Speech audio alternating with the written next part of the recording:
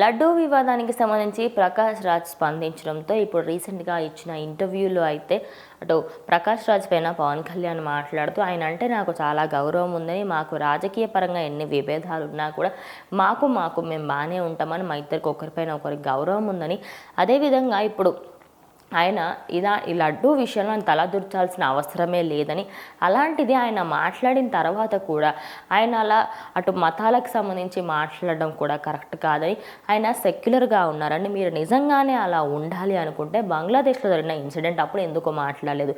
ఆంధ్రప్రదేశ్లో ఇలాంటివి ఎన్నో జరుగుతూ ఉన్నాయి, విగ్రహాలకి సంబంధించి కూల్చివేత, అదేవిధంగా కొట్లాటలు ఎన్నో జరుగుతున్నాయి, అప్పుడు ఎందుకు మాట్లాడలేదు? ఈ లడ్డూ వివాదంలోనే మీరు అసలు ఎందుకు ఇంతగానం రియాక్ట్ అవుతున్నారు? మీరు సెక్యులర్గా ఉండకండి. ఇలాంటి వాళ్ళు ప్రకాష్ రాజ్ వంటి వాళ్ళు ఎంతోమంది బయటకు వస్తున్నారు. వీళ్ళు పర్టికులర్గా ఒకే దానిపైన హిందువులని మాత్రమే ఈజీ టార్గెట్ కాబట్టి వాళ్ళని టార్గెట్ చేసి మాట్లాడుతున్నారు అని రీసెంట్గా ఇచ్చిన ఇంటర్వ్యూలో అంటే పవన్ కళ్యాణ్ చెప్పడంతో ప్రజెంట్ ఇది కాస్త అంటే ఆల్రెడీ మండుతున్న దానిపైన ఇంకొంచెం నెయ్యి పోసి ఇంకొంచెం దాన్ని ఇంకా ఎక్కువగా చేసిన విధంగా అయితే కనిపిస్తోంది.